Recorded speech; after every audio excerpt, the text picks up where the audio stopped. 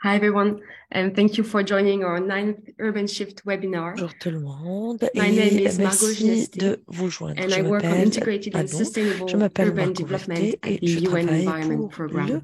développement It is my urbain pleasure to welcome au you to this event programme de today, l'UN. where we C'est will un plaisir explore de the vous causes and accueillir. consequences of À ce plastic programme, pollution in nous allons cities, exploiter les and what conséquences cities can de do la to pollution initiate a plastique et just les villes et ce que transition les to villes a peuvent faire plastic-free pour economy. initier une transition vers Before we get une started and I leave the floor économie to non my colleagues, plastique. Et let avant me de just commencer, run through a je bit of voudrais juste housekeeping. passer quelques This détails. webinar will be Ce moderated in webinaire English sera with some modéré en interventions anglais in avec Spanish. quelques interventions en Interpretation in espagnol. English, Spanish, L'interprétation and French will en be anglais, available. espagnol et You français can sont enable it by disponibles. clicking Vous interpretation at the pouvez bottom of your accéder screen à and selecting the l'interprétation language that en best cliquant suits le you. bouton en bas de votre écran et Second, we would sélectionnez welcome votre any langue de question you have préférence. for Si any of vous our avez des speakers questions pour about nos intervenants their concernant project or about the leur program projet itself. ou So le please programme, post these in the n'hésitez pas Q&A box as à les shown on the poser dans la slide. boîte Q&A, Over donc to you, Sharon. questions-réponses. Et maintenant, je vous donne la parole, Sharon. Thank you, Margot. Merci, Margot. Can you hear me? Yes. Hello, everyone. My name is Sharon Hill, Je and I m'appelle work on Sharon sustainability Hill and et development je at suis the UN Environment directrice Program. au Urban Shift programme de program l'environnement lilane. Pour ceux d'entre vous qui ne savent pas, Urban Shift est une initiative fondée par la facilité et développement et en partenariat avec l'Institut des World Resources C40 Cities, ICLEI, et le programme de développement de l'ONU, la Banque mondiale, la Banque de développement asiatique et d'autres partenaires. Donc, c'est une grande collaboration, un grand réseau de collaboration. Urban Shift se concentre sur la transformation de 23 pays, de 23 villes dans les pays, à renforcer les capacités vers une transition vers une économie plus saine. Donc, nous allons avoir une série de présentations et de discussions d'experts et des parties prenantes des villes et des représentants, notamment du secteur informel, concernant les défis auxquels les villes font face pour gérer cette crise de plastique. Vous allez comprendre aussi quelles sont les solutions plastiques vers un instrument légal et le processus pour le développement d'un traité mondial pour le plastique où je pense que les villes ont un rôle important à jouer. Aujourd'hui, nous allons lancer la discussion avec une perspective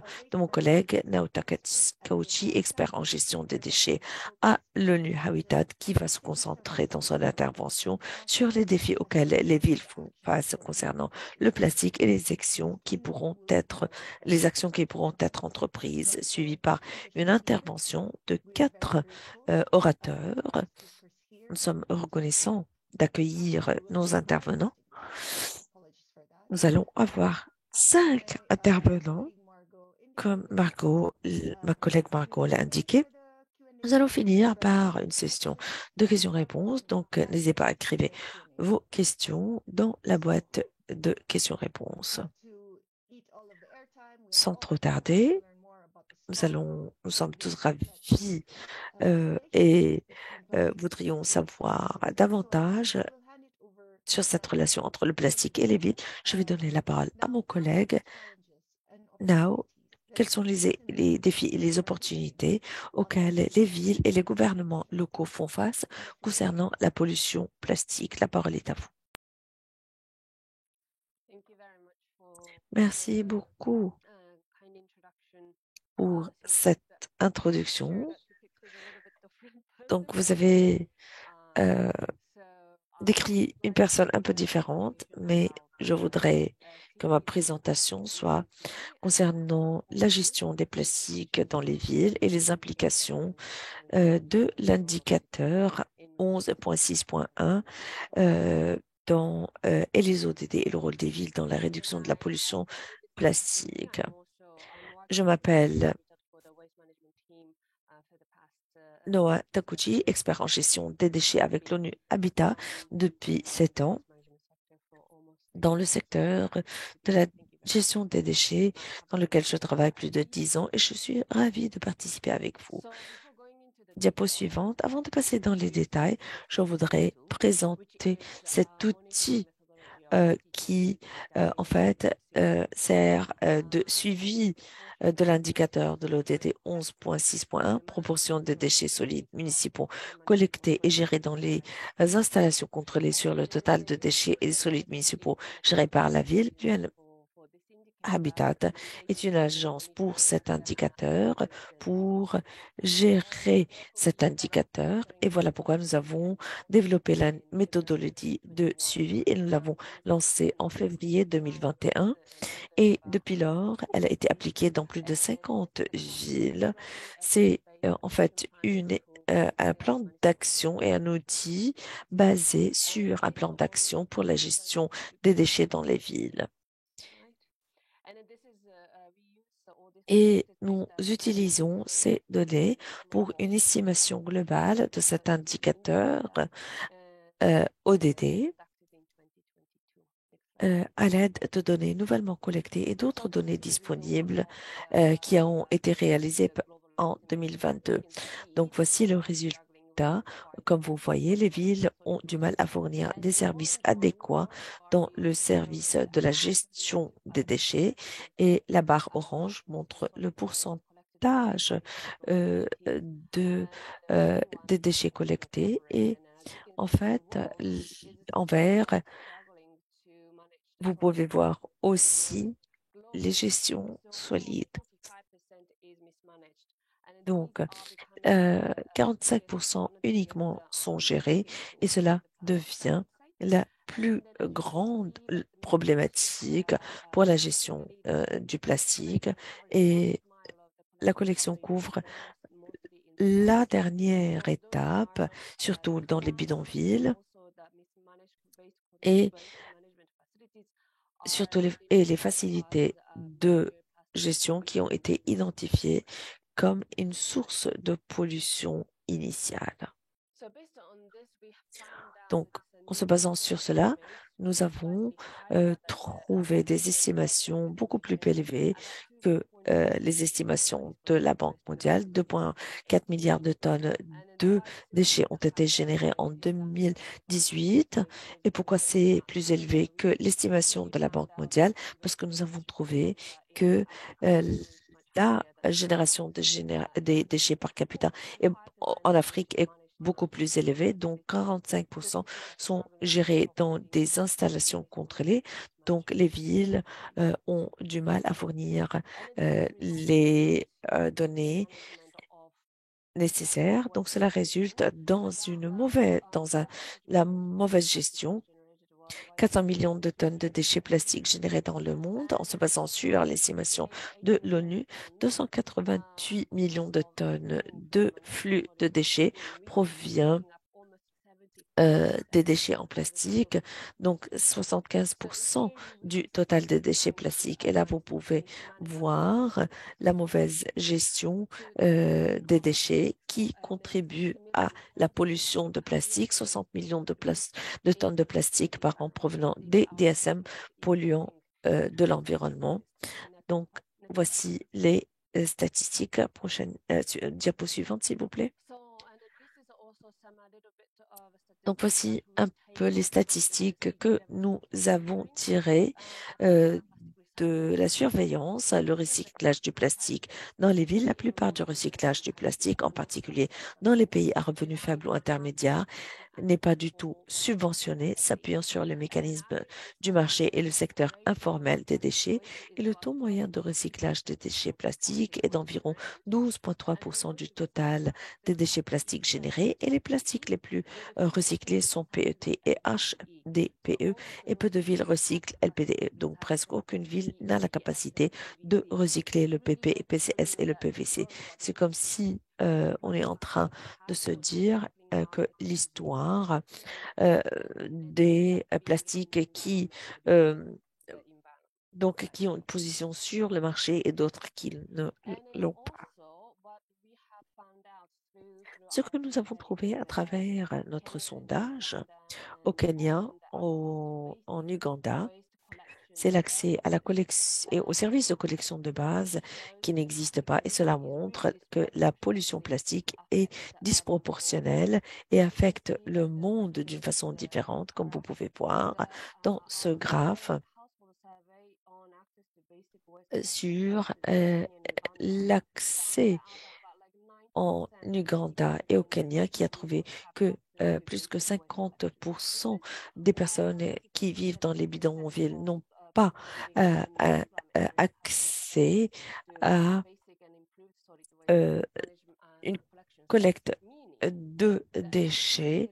Cela veut dire que les déchets non collectés est en train de se passer surtout dans les bidonvilles et dans les zones pauvres et cela affecte la santé des personnes et la qualité de vie et la pollution plastique donc touche d'une manière disproportionnée les villes.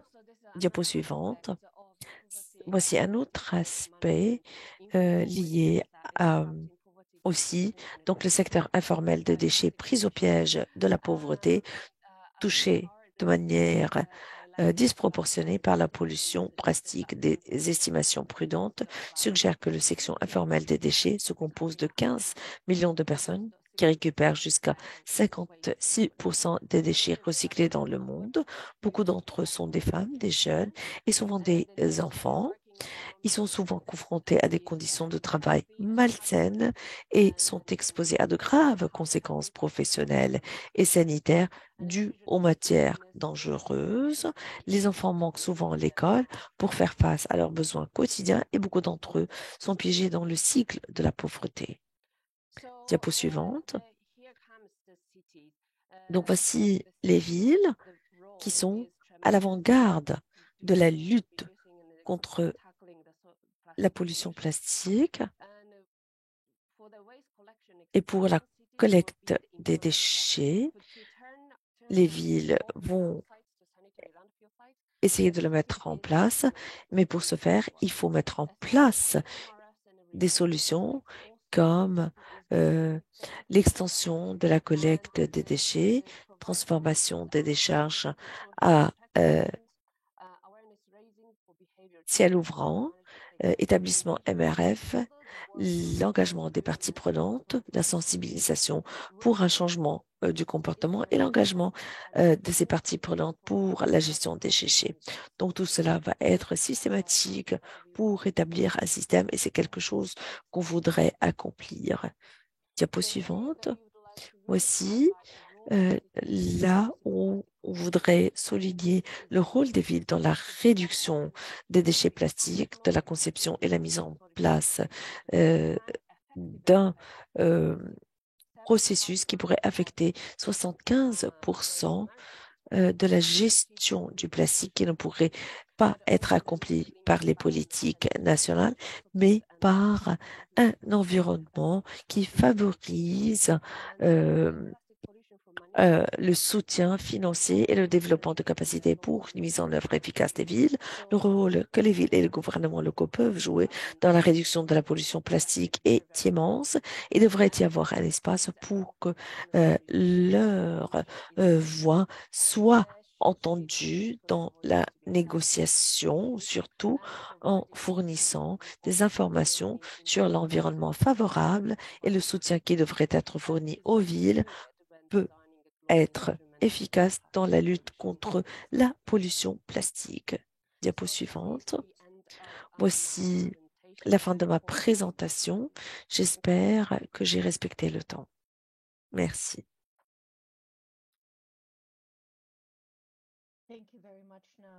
Merci, Now, pour avoir souligné le problème et d'avoir souligné surtout le taux de 12,3 et l'impact disproportionnel de la pollution plastique pour les bidonvilles. Maintenant, nous allons passer à notre intervenante et je voudrais inviter tout le monde à brancher vos caméras, s'il vous plaît, afin qu'on puisse mieux comprendre comment nous allons collectivement, en tant qu'acteurs dans les villes, comment on peut contribuer à cet élan. Et là, maintenant, je voudrais inviter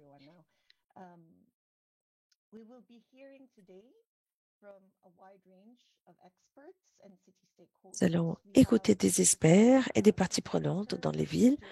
Kossi Becker, directeur de gestion des déchets et de réglementation, département et de la présentation des services d'environnement et d'infrastructure à Johannesburg. Elle va présenter la ville de Johannesburg, les défis et les actions pour la lutte contre la pollution plastique.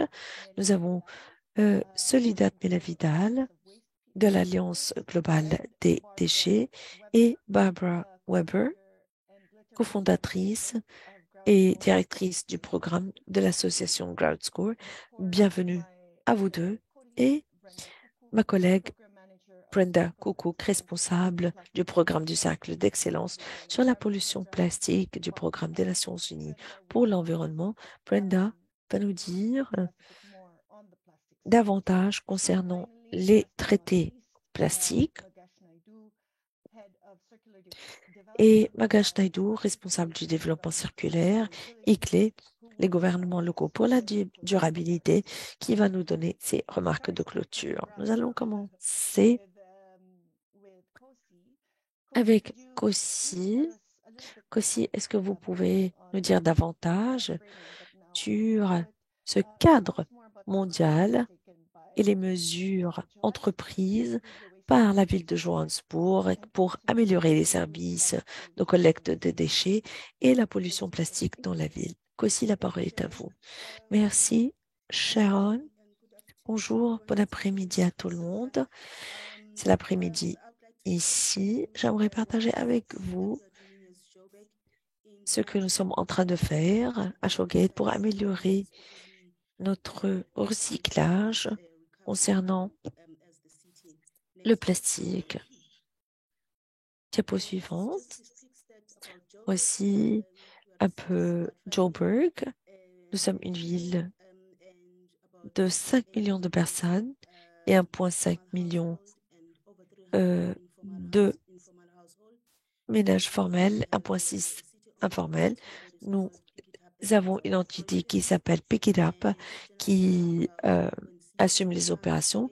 Nous générons 1,8 million de tonnes de déchets et maintenant nous sommes en train de recycler 15%.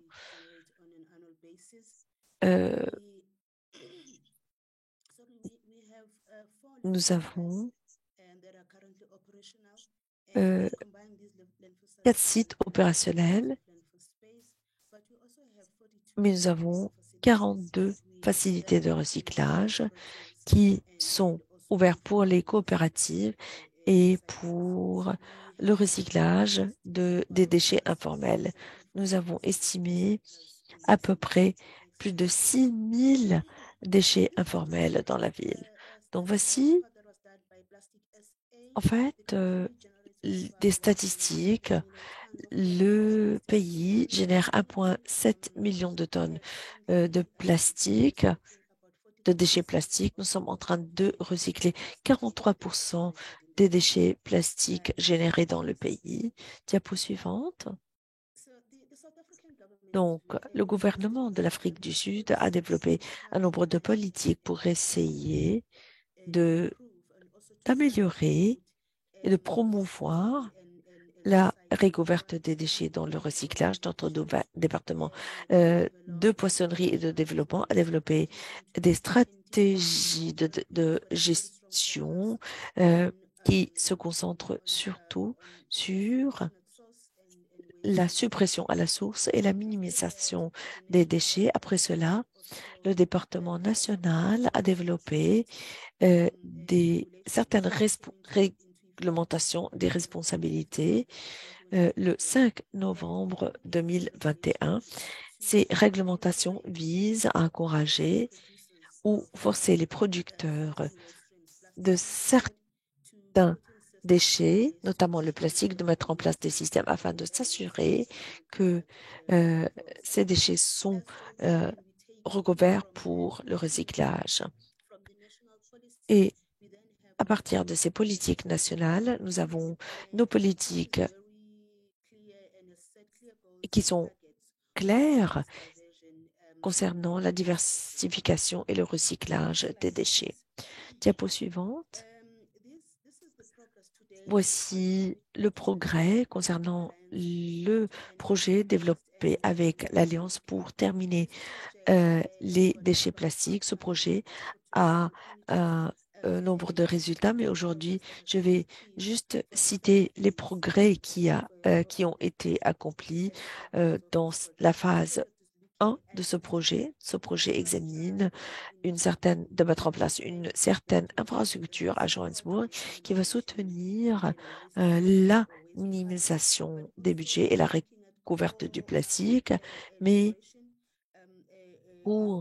qui cherche aussi à générer d'autres projets qui vont se concentrer sur la gestion des déchets informels et le recyclage. Ces projets ont pu identifier les zones pilotes pour les villes qui sont la région du nord-est de la ville. Et la raison pour laquelle nous avons choisi cette zone, c'est parce que la partie nord de la ville se développe à des taux élevés, elle est plutôt dense et surpeuplée avec des tours. Et avec cette croissance urbaine, nous allons avoir un volume beaucoup plus élevé de déchets. Voilà pourquoi il faut faire un travail sur la collection des déchets plastiques et nous avons également examiné les déchets dans la ville, surtout dans cette zone, pour voir comment on peut gérer les déchets en plastique et nous avons fait des sondages sur les coopératives qui sont impliquées et qui participent activement dans la recouverte de cette zone et les facilités qui existent dans cette zone qui ont été identifier quelles sont les facilités qui vont commencer à travailler dans ce projet. Le sondage des coopérations qui essayent d'agréger le nombre de sites actifs en fonction des facilités que nous avons dans la zone. Et puis, après, ce qui reste à faire, c'est de développer l'agrégation satellite et ce modèle qui sera basé sur la collection de données afin de ligner les sites de recyclage. Vous voyez l'équipement, l'infrastructure et l'équipement dont ils ont besoin pour le processus de ce recyclage. Diapo suivante. Les défis dans ce programme et dans l'espace de minimiser les déchets, c'est travailler avec le secteur informel et parce qu'ils travaillent comme des individus. Quand vous essayez de les mettre dans une structure, d'établir des lois, des réglementations, il y a beaucoup d'hésitation de leur côté. Mais le manque de financement, surtout pour les pays en voie de développement, qui fait de sorte que beaucoup de citoyens ont d'autres priorités quand il s'agit de la prise de décision. Donc, le manque de financement et le manque de financement rend les choses difficiles à garder dans le programme, surtout la sensibilisation et l'éducation qui visent à améliorer le programme afin que plus de personnes puissent participer. Jusqu'à présent, nous avons trouvé que de moins en moins de citoyens sont en train de participer et cela est dû au manque d'éducation, de sensibilisation, mais aussi la fluctuation des prix pour les recyclables. Ces commodités sont en train de faire la concurrence sur le marché comme d'autres choses, mais aussi le manque de partenariat entre le public et le privé. Je crois que le secteur privé, comme l'a dit Noah, et un nombre de villes, surtout dans les pays en développement, le recyclage est mené par le secteur informel. Et le secteur informel qui soutient une industrie avec beaucoup moins de participation ou de soutien pour le secteur informel en provenance du secteur privé. En Afrique du Sud, par exemple, nous avons une industrie de recyclage à multi-millions, mais si vous voyez qu'est-ce qu'ils mettent sur la table pour soutenir le secteur privé, ça reste minime. Les politiques ne sont pas consistantes et nous voyons un peu comment le secteur public et privé sont en train de fonctionner au sein de ce processus. Merci, Kossi. Et votre dernière diapo introduit notre prochain orateur parce que je voudrais savoir comment les coopératives fonctionnent, par exemple. Merci beaucoup et j'espère que nous allons avoir le temps de répondre aux questions. Maintenant, nous allons passer à Solidad et Barbara de l'Alliance mondiale. Solidad et Barbara, je ne vois pas Barbara. Ah voilà, elle est avec nous. Est-ce que vous pouvez, avec Solidad, nous dire davantage concernant le rôle crucial de la collection des déchets et la lutte contre la pollution plastique, qu'aussi a déjà donné une transition et je voudrais savoir davantage de vous. Qui est-ce qui voudrait commencer? Soledad, bonjour. Est-ce que vous m'entendez? A todos, buen día, buenas tardes, buenas noches. Sé que son de distintos países los que estamos acá presentes. Bonjour, bon après-midi. Je sais qu'il y a beaucoup de pays ici. Le recyclage a commencé depuis plus de 17 ans. La collecte de déchets remonte à des années et maintenant, nous sommes à la 4e ou 5e génération de collection de déchets, surtout de collecte de déchets, surtout le plastique. Je crois qu'à Nairobi ou au Kenya, il a été qui ont reconnu l'importance de ces travailleurs et de leur travail, ainsi que du rôle des coopératives. La recollection et la classification, le tri des plastiques est une expérience reconnue. Pourquoi je mentionne tout cela et de pourquoi je parle du Nairobi? Parce que c'est le point de départ de la reconnaissance et de la validation, ainsi que la dette historique que nous avons avec les collecteurs dans le monde entier quand on parle de la contribution et ce qui a été fait au niveau mondial au sein des pays afin d'arrêter la pollution par le plastique. Je crois que tous les recollecteurs ont fait une excellente contribution en collectant des millions de tonnes et ces océans, des champs, des villes, notre contribution est due aux besoins que nous avons parce que nous sommes la partie la plus basse de la société et à travers cela, nous avons inventé et nous avons notre travail, nous avons vu une opportunité économique. Voilà pourquoi nous avons une excellente opportunité pour garder notre ménage. Quand on parle des pratiques, nous n'avons pas une portée environnementale sur ce qui se passe avec les résidents.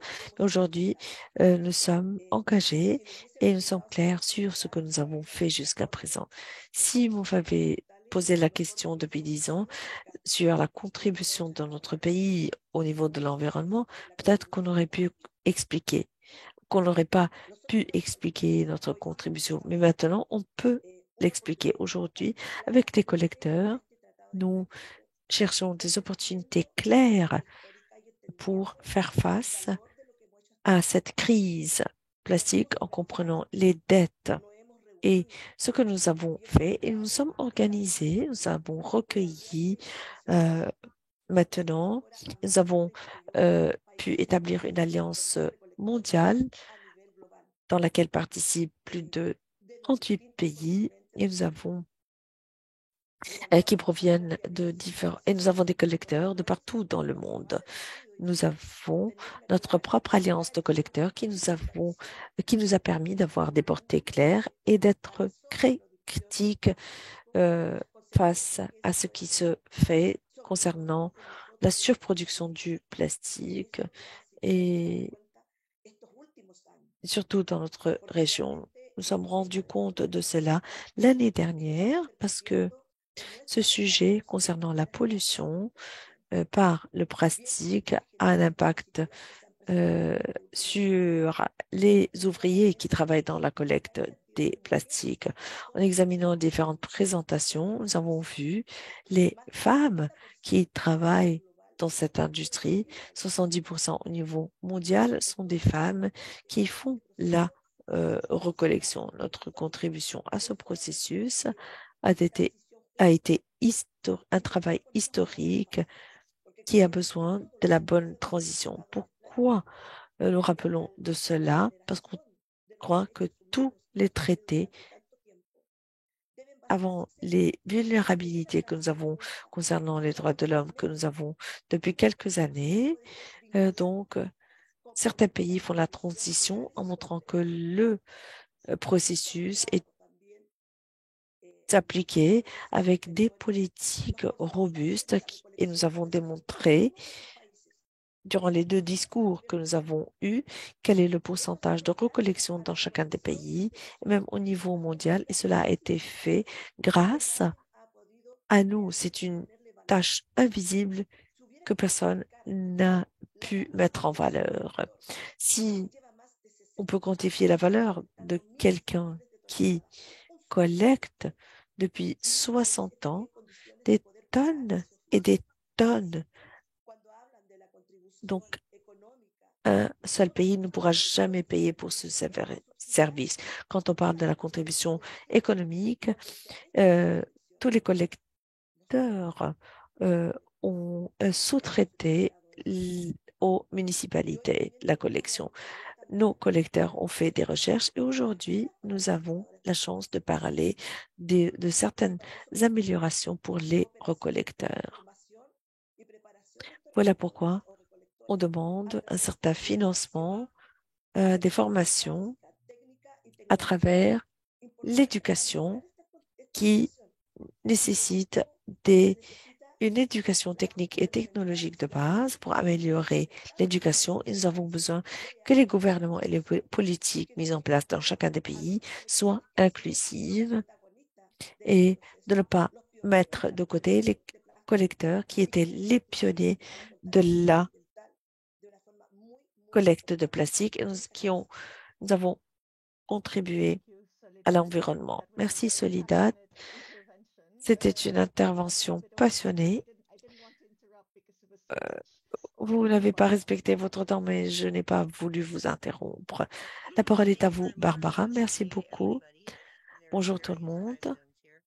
Euh, je m'appelle Barbara Weber et je travaille comme pour la collecte de déchets depuis 25 ans et j'ai participé à plusieurs traités. Je suis cofondatrice et directrice du programme Groundsware Association, initiative de collecte de déchets pour la paix aux États-Unis. En 2019, j'ai commencé l'association avec des recycleurs et d'autres environnementaux pour créer des opportunités de collecte des déchets et nous avons créé des services après la pandémie de COVID-19 et qui sert 271 000 personnes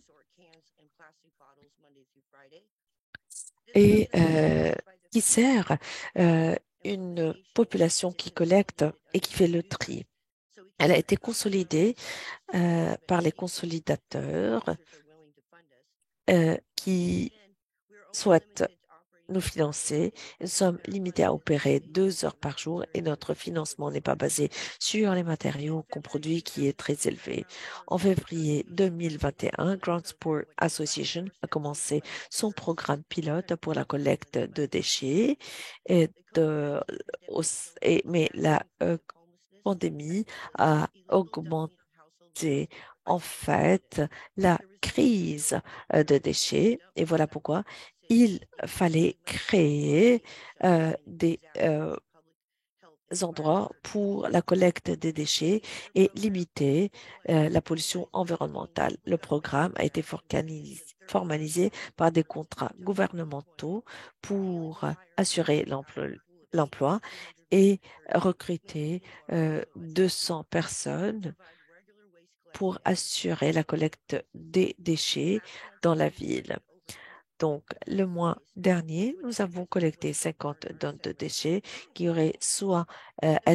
qui auraient dû être brûlés. Les membres du comité international viennent de plusieurs zones, de plusieurs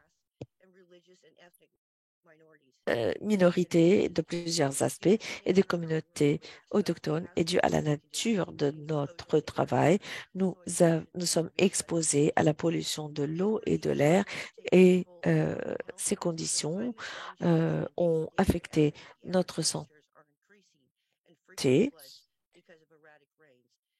Surtout avec le temps qui change, ces environnements nous exposent à plus de risques. D'autres risques qui augmentent la privatisation de la gestion des données.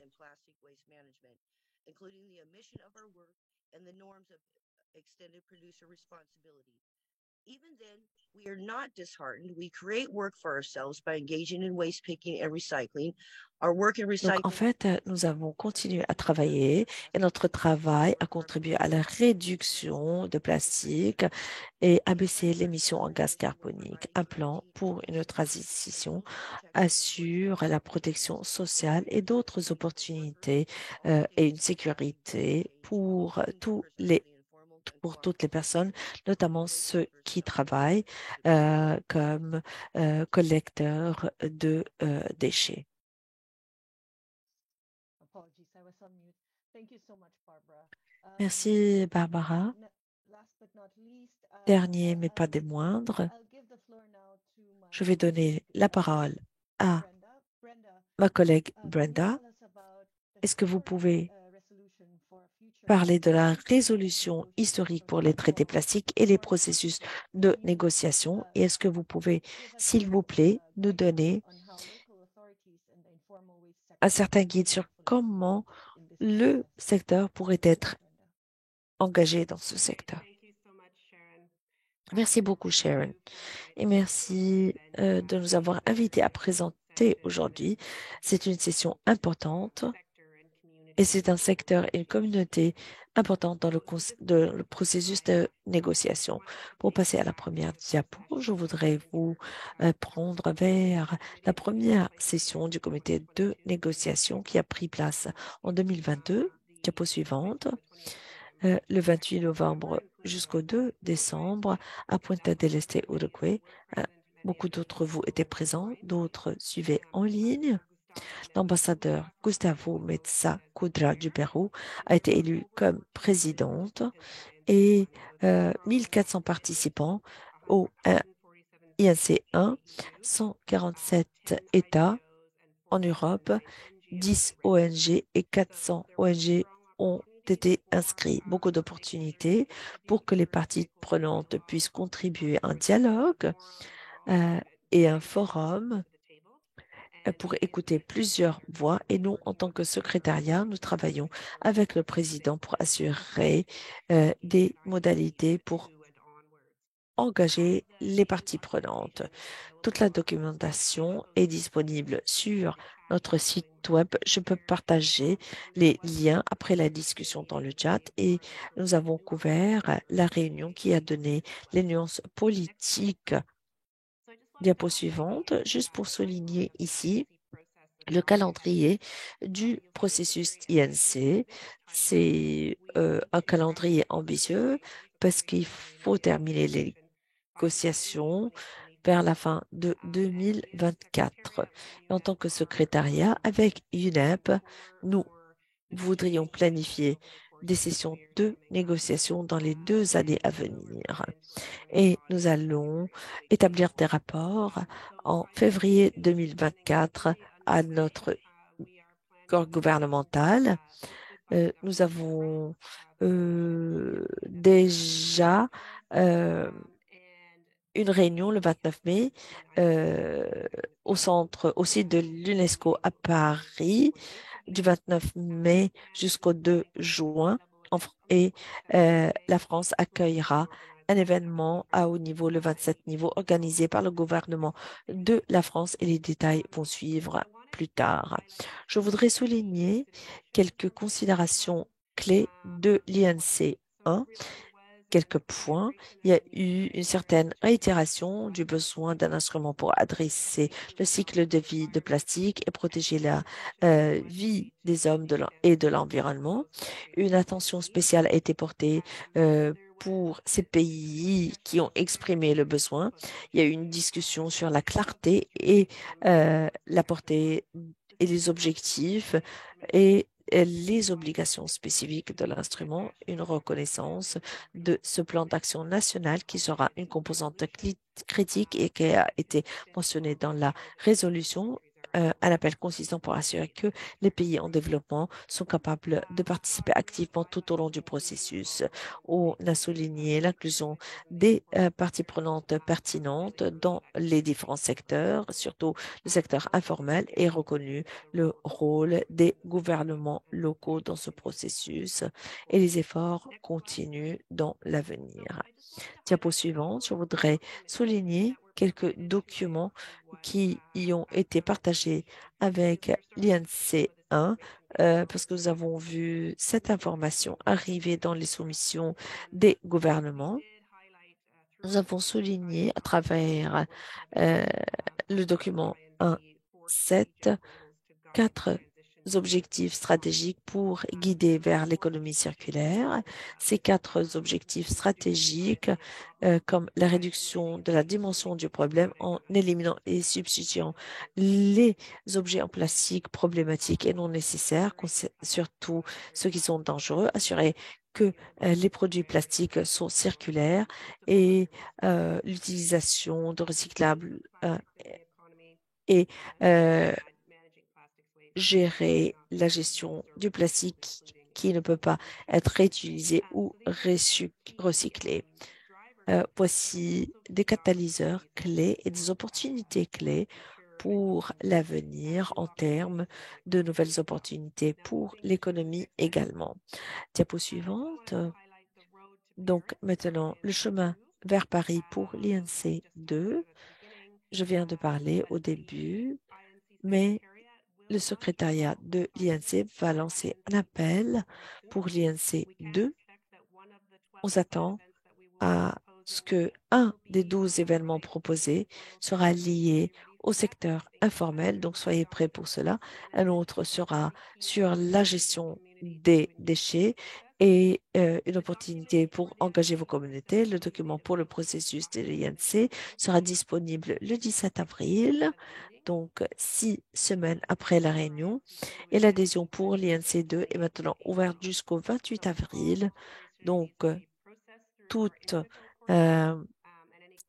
les adhésions doivent être faites à travers le portail Antico et pour vos questions, vous pouvez communiquer avec nous à travers le courriel ici. Une des critiques que nous avons reçues, que l'INC1 était un engagement, et il faut dire que nous avons des fondations pour développer 2 pays, pour fonder 2 pays, à accueillir la Réunion et 20 ONG. Donc, c'est un niveau élevé d'engagement. Diapo suivante, je voudrais parler du document clé qui sera procédé dans l'INC. Le secrétariat INC a préparé un document avec des options potentielles pour les éléments vers un instrument international légal basé sur une approche compréhensive qui adresse le cycle de vie des plastiques et la résolution 514 de l'UNEA qui inclut l'identification des objectifs, la substantion des provisions et qui sera rédigé en consultation avec la présidence INC. Un appel pour la soumission écrite qui a été lancé. Nous avons reçu 176 soumissions des parties prenantes et 67 des États membres, beaucoup de contributions et elle sera basée sur la soumission des États membres et les discussions de l'INC 1. Donc, ce document sera disponible le 17 avril pour les participants. Diapo suivante.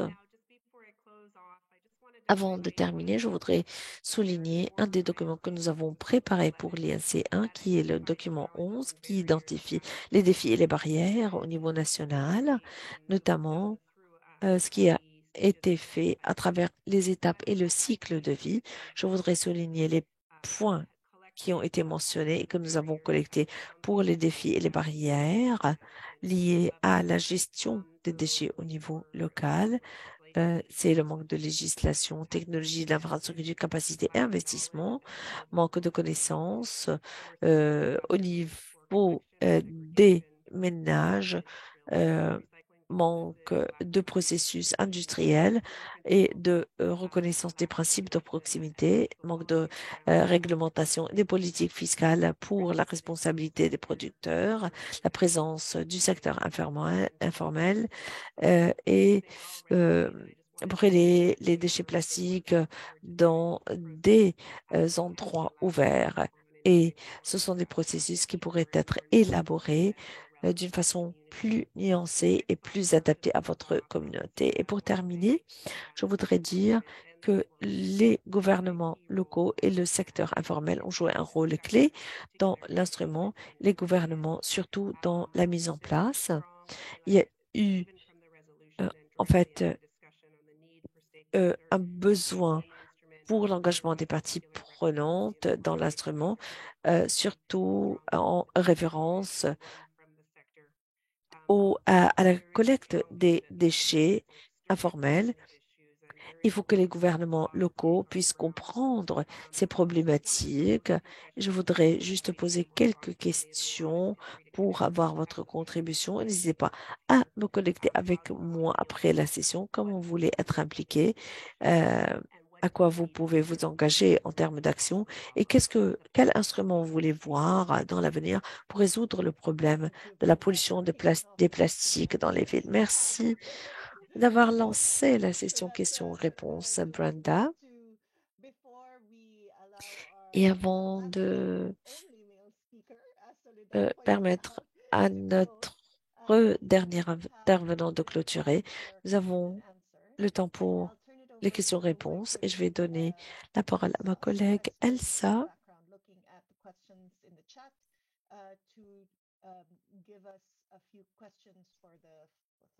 qui était en train de surveiller les questions, de partager avec nous quelques questions qui ont été posées par les participants. Oui, merci beaucoup de m'avoir donné la parole, Sharon. Je vais demander à tous les intervenants de brancher leur caméra pour répondre aux questions. Merci beaucoup. Il y a beaucoup de questions dans la messagerie. On a essayé de répondre par écrit à quelques-uns parce qu'on va pas pouvoir répondre à toutes les questions, surtout comment recycler quelques types de plastique, qui est une question très importante. Mais on va pas se concentrer sur cette question, mais quelques questions liées aux instruments financiers. Il y a déjà une réponse dans la messagerie liée à cela. Donc, on va pas la couvrir parce que, premièrement, je voudrais donner la parole à Camilla Kamileva de la Geneva City Hub parce qu'elle a demandé de souligner quelques contributions au processus de traité par certains gouvernements et on pourra répondre à quelques questions que Brenda a demandées. Camilla, merci. Bonjour tout le monde. J'ai fait une promesse de parler pour 2 minutes. Voilà pourquoi je me lance. Geneva City Hub n'est pas un réseau de villes, mais on travaille avec nos amis de ICLE, Suthers et des villes. Je vais passer à la question tout de suite, sans coordination, de répondre à Brenda parce que on parle avec Brenda souvent. Donc, les gouvernements et les villes doivent s'engager, mais comment peuvent-ils s'engager dans ce qui est une action et une négociation étatique qui est ouverte aux parties prenantes externes, comme l'a mentionné Brenda et d'autres, mais qui est au sein des négociations, les négociations qui restent entre les mains des États et en se basant sur la soumission, nous avons l'idée d'avoir, donc pour nous, euh, euh, avoir les données par écrit et à changer la donne.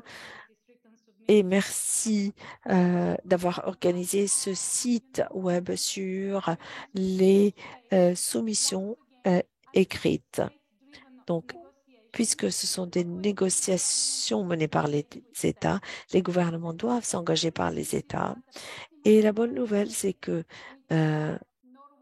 certains États, la Norvège, l'Arménie, le Népal, et l'Indonésie, les Philippines, l'Argentine, le Canada et la Turquie vont publier cela sur leur site web. Ils ont déjà mentionné le rôle et les possibilités d'engagement avec les gouvernements locaux et régionaux. Donc, notre première réponse à la question est de dire que, s'il vous plaît, examinez les soumissions écrites par les États. Ils sont publics sur le site de l'UNEP. Ceux qui ont mentionné les gouvernements locaux et régionaux, il faut leur parler. Deuxième possibilité de continuer à échanger sur le site web de UNEP des propositions concrètes sur comment les gouvernements locaux et régionaux peuvent s'engager, pas seulement dans les négociations, mais dans la mise en œuvre des traités. Et puisque le traité inclut les États, c'est l'engagement volontaire qui pourrait avoir lieu à travers les traités et forcer la mise en œuvre du traité qui va concerner les gouvernements locaux et régionaux. Donc voilà, j'ai pris mes 2 minutes. Je suis ravie de répondre aux questions. Je vais publier la référence dans le chat et merci. Merci beaucoup de m'avoir donné la parole brièvement, mais d'une façon efficace. Merci beaucoup, Camilla. Et envoyez-moi des liens que je peux poster à travers le chat. Donc, nous n'avons plus de temps et maintenant je vais demander à nos intervenants de regarder le Q&A pour voir toutes les réponses et je vous donne la parole, Sharon, pour la dernière partie. Plus de temps, mais Magash, s'il vous plaît, partagez vos remarques et clôturer la session. Merci, Sharon. C'est pas facile de parler à la fin, surtout avec tellement d'expertise sur cet appel. Juste pour mentionner que l'engagement des parties prenantes est planifié ou planifié d'être plus robuste. 3 points essentiels de mon côté. Le premier, c'est que les villes sont à la devanture des situations positives et négatives. Il y a toujours cette intégration que les villes trouvent parce qu'elles sont tellement interconnectées. Pourquoi on se concentre sur le plastique? Il est très important de ne pas oublier les circonstances ou les cas de force majeure et d'utiliser certains exemples comme est-ce qu'il y aura des retards dans les hôpitaux et quelles sont les conséquences négatives. Comment planifier cela surtout pour parler du plastique. Les villes sont en même temps en train d'investir pleinement dans l'infrastructure, comme nous avons entendu par la ville de Cape Town.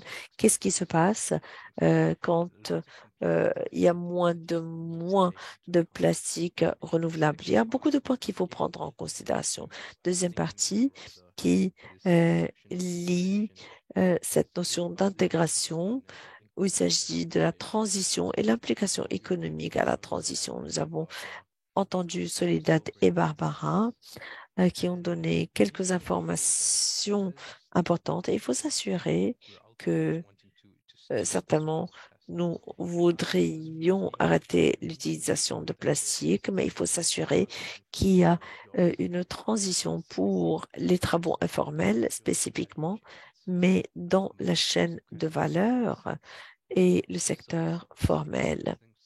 Encore une fois, c'est quelque chose qu'il faut résoudre. On pourrait potentiellement voir des situations comme ce que nous avons vu avec les villes industrialisées, peut-être pas à la même échelle, mais dans certaines villes où les complexes deviennent redondants. Et je crois cela pourrait avoir le potentiel d'exacerber et de créer des fardeaux financiers, surtout après COVID. Dernier point concernant la coordination des villes, je pense que ICLEI et CLG jouent un rôle important dans cet espace et nous avons stratégisé pour le faire. Il est très important pour nous de mieux comprendre ce qui se passe dans les villes afin qu'on puisse synthétiser le message pour nous aider à faire du lobbying et de diffuser ce message correctement. Nous avons lancé un sondage pour les villes. Il sera dans le chat si on peut avoir peut-être des retours de certaines villes pour nous aider à façonner notre message. Dernier point, je n'ai pas eu le temps de couvrir tous les points, mais concernant ce dernier, nous sommes ici sous l'ombrelle de Urban Shift. La circularité et le développement circulaire est un sujet important au niveau du plastique et nous allons lancer le coût de l'économie circulaire. Donc, nous vous demandons de rester branchés. Avec ceci, je vous donne la parole, Sharon. Merci beaucoup, Magash. Oui, une discussion très, très riche. J'espère qu'elle a été utile pour vous comme elle était pour nous. Nous allons faire le suivi des questions auxquelles on n'a pas pu répondre. Et comme l'a dit Magash, nous avons là le sondage et la formation. Et nous, à UNEF, nous sommes toujours prêts pour accueillir vos questions, notamment concernant les traités en plastique. Les séries vont continuer dans quelques mois et nous espérons vous voir encore pour d'autres sujets Et n'hésitez pas à connecter avec nous sur les réseaux sociaux pour rester informés sur les activités de Urban Shift. Merci beaucoup à tous mes collègues, Elsa, Marco, qui ont aidé à organiser ce webinaire. Merci et passez une excellente journée.